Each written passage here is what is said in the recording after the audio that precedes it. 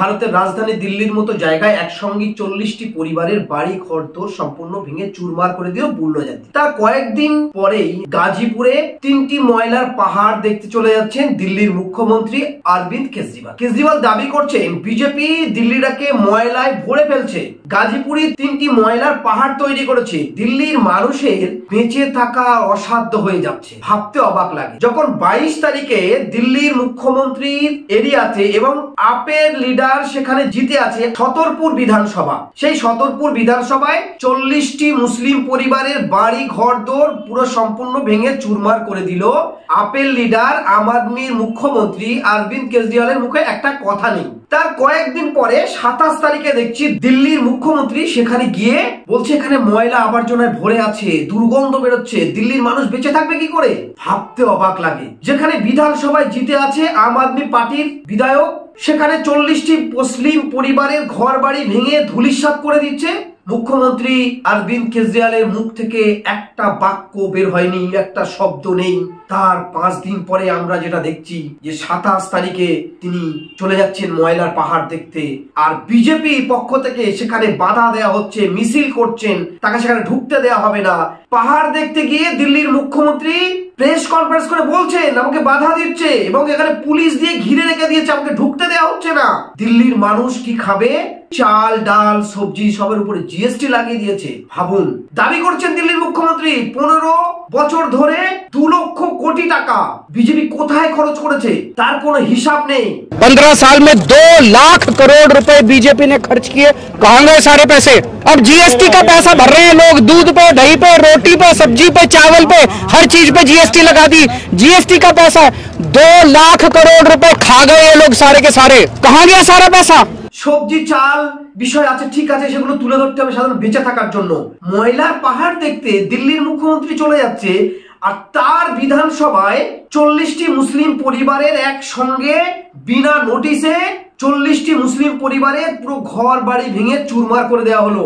একটা নুনের চামচ পর্যন্ত বার করতে দেয়নি, এমনকি এই শীতের সময় তাদের আসবাবপত্র কিছু বার করতে পারেনি। সেই মহিলারা অভিযোগ করছে আমরা যারা প্রতিবাদ করছি, প্রতিবাদ করতে যখন ঝাঁপিয়ে পড়ছি, জিজ্ঞাসা করছি যে কেন এইভাবে আমাদের উপরে অত্যাচার হচ্ছে, কিসের জন্য ভাঙা হচ্ছে, কোন নোটিশে হঠাৎ করে এসে পুলিশ দিয়ে ঘিরে এবার আমাদের বাড়ি ঘরদোর ভাঙচুর করা হচ্ছে, তার কোনো সদুত্তর পুলিশ দিতে পারেনি। এবং ওই যাদের ঘর বাড়ি যারা বারবার বাধা দেওয়ার চেষ্টা করছে তাদেরকে জোর করে তুলে নিয়ে গিয়ে থানায় পেটানোর অভিযোগ উঠছে। কিন্তু ভাবতে হবে, বারবার একটাই চিত্র উঠে আসছে দিল্লির মতো জায়গা থেকে, যেখানে আপের পার্টি তিনি ধর্মনিরপেক্ষ এবং নিজেকে বিশাল সেকুলার বলে দাবি করে তুলে সবার জন্য এসে দাঁড়িয়ে দিল্লির শিক্ষা, স্বাস্থ্য সব দিকে আগিয়ে নিয়ে যাচ্ছে। কিন্তু এভাবে একসঙ্গে এই শীতের সময় 40টি পরিবারের ঘর বাড়ি ভেঙে চুরমার করে দেওয়া হলো। একটা নুনের বর্তন তো দূরের কথা, একটা চামচ পর্যন্ত বার করতে দেওয়া হলো না। 40টি পরিবারের কয়েকশো মানুষ আজ রাস্তায় রাস্তায় ঘুরে বেড়াচ্ছে, তাদের বৃদ্ধ বাবা মা আছে, ছোট সন্তান আছে, তাদের মুখে কিভাবে খাবার তুলে দেবেন? যখন ভারতবর্ষে 20 কোটি মানুষ গৃহহীন হয়ে রাস্তায় রাস্তায় ঘুরে বেড়াচ্ছে, নিজেদের মাথায় ছাদ নেই, সেই সঙ্গে আবার দিল্লির মতো জায়গায় একসঙ্গে 40টি পরিবারের বাড়ি ভেঙে চুরমার করে দিল দিল্লি পুলিশ। আপের লিডার অর্থাৎ অরবিন্দ কেজরিওয়াল কোন নীরব।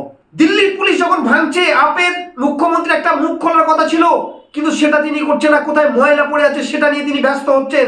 আজকে ভাবতে অবাক লাগে, বারবার একটা চিত্র আমরা শুনে আসছি, বিরোধীরা বারবার অভিযোগ করছে যে দিল্লির মুখ্যমন্ত্রী বিজেপি এবং আরএসএস এর বি টিম, সেটাই প্রকাশ্য ফুটে উঠছে। যখন এই হাহাকার আর্তনাদ 40টি পরিবার, তাদের আসবাবপত্র দূরের কথা, এমনকি তারা তাদের বারবার পুলিশের কাছে দাবি করেছে আমাদের যে সম্পত্তি আছে, আমাদের যে সমস্ত জরুরি কাগজপত্র বার করতে দেয়া হোক, তাদের জরুরি কাগজপত্র তো দূরের কথা, তাদের সেখানে ছুঁইতে দেওয়া হলো না এবং ঘিরে ধরে রেখে দিয়ে তার পুলিশ জোরপূর্বক সেই ঘর বাড়িগুলো ভেঙে চুরমার করে দিল। আজ ভারতবর্ষের চিত্র এটাই ফুটে উঠছে। একের পর এক যাদেরকে সেকুলার ভাবতো মানুষ, যারা দেশের মানুষের জন্য কাজ করবে, তারা ময়লা নিয়ে পড়ে আছে, কোথায় আবর্জনা নিয়ে পড়ে আছে। 40টি পরিবারের পাশে গিয়ে দাঁড়ানোর মতো ক্ষমতা আপ আদমি পার্টির হল না। ছতরপুর বিধানসভায় জিতে আছে আপের পার্টি, বিধানসভায় জিতে আছে, তারপরেও একটু কথাও বলতে দেখা গেল না। এই এলাকার মানুষের আরো অভিযোগ, এত বড় গ্রাম, এই গ্রামে শত শত হিন্দু মুসলিম আমরা বাস করি, কিন্তু পাশাপাশি হিন্দু পরিবারের ঘর বাড়ি আছে, তাদের ঘর বাড়ি ভাঙা হয়নি। 40টি মুসলিম পরিবারের বাড়ি একদম ভেঙে চুরমার করে দেওয়া হলো এবং যারা ভাঙতে এসেছিল তারা আমাদের সঙ্গে খারাপ ব্যবহার করেছে এবং মহিলা এবং পুরুষ যে সমস্ত পুলিশ এসেছিল তারা আমাদের মেয়েদের সঙ্গে মহিলাদের সঙ্গে খারাপ আচরণ করেছে। বারবার জানতে চাওয়া হলে আমাদেরকে তুলে নিয়ে যাওয়া হয়েছে। আপনি সারা রাজ্যে ছড়িয়ে পড়ছে। অ্যাকচুয়ালি এটা কিছু নয়। যখন রাহুল গান্ধী ভারত জোড়ো আন্দোলনে নেমে পড়েছে, রাস্তা দিয়ে হাঁটছে, একটা ঝড় তুলে দিয়েছে, ঠিক সেই জায়গায় বিজেপির কোনো রাস্তা খুঁজে পাচ্ছে না, কোনো মুখ নেই। তাই আপের লিডার অর্থাৎ অরবিন্দ কেজরিওয়ালকে নামিয়ে দেওয়া হয়েছে। একটাও মুসলিমদের এত ক্ষতির পরেও একটা কথা বলছে না। তিনি সেখানে প্রেস কনফারেন্স করে বলছে যে টাকাতে লক্ষ্মী এবং গণেশের ছবি আনতে হবে। প্রধানমন্ত্রীকে চিঠি দিচ্ছেন, কিন্তু 40টি পরিবারের ধ্বংস করে দেওয়া হলো। একটা নুনের চামচ পর্যন্ত নিতে দেয়নি, তাদের পাশে কেউ দাঁড়ায়নি। আজও পর্যন্ত আপের মুখ্যমন্ত্রী অরবিন্দ কেজরিওয়াল একটা মুখও খোলেনি। তিনি টাকাতে লক্ষ্মী এবং গণেশের ছবি দিতে হবে সেটা নিয়ে যখন প্রধানমন্ত্রীকে চিঠি লিখবেন, প্রেস কনফারেন্স করছেন, দিল্লির মতো জায়গায় আবর্জনাতে ভরে যাচ্ছে, ময়লায় ভরে যাচ্ছে, সেখানে তিনি দেখতে চলে যাচ্ছেন। ছতরপুর বিধানসভায় যেখানে আপ জিতে আছে, আম আদমি পার্টি জিতে আছে, সেখানে তিনি যাওয়ার কথা তো দূরের কথা, তাদের নিয়ে একটা বাক্য খরচ করলেন না। কারণ ওরা 40টি মুসলিম পরিবার, ওদের বাড়ি ঘর তোর ভাঙচুর করা হয়েছে।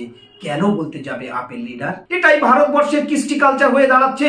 আজ ভাবতে অবাক লাগে, একের পর এক দলিত, মুসলিম, আদিবাসী, এসটি এসসিদের ঘর ভাঙা হচ্ছে, কখন তাদেরকে খুন করা হচ্ছে, তাদেরকে ধর্ষণ করা হচ্ছে লাগাতার। কাউকে কথা বলতে দেখা যাচ্ছে না। বিশেষ করে বিজেপি, আরএসএস, আপ সবাই একসঙ্গে প্যাকড আপ হয়ে ভারতবর্ষের মানুষের এই চিত্র দেখতে হচ্ছে। আপনার তো উচিত ছিল দিল্লির বিধানসভার মতো জায়গায় তার বিধায়ক জিতে আছে, কেন 40টি পরিবারের বাড়ি ঘর ভাঙচুর করা হলো? তারা তো এই অসময়ে এত বড় বড় বিল্ডিং সেখানে ভেঙে চুরমার করে দেওয়া হলো।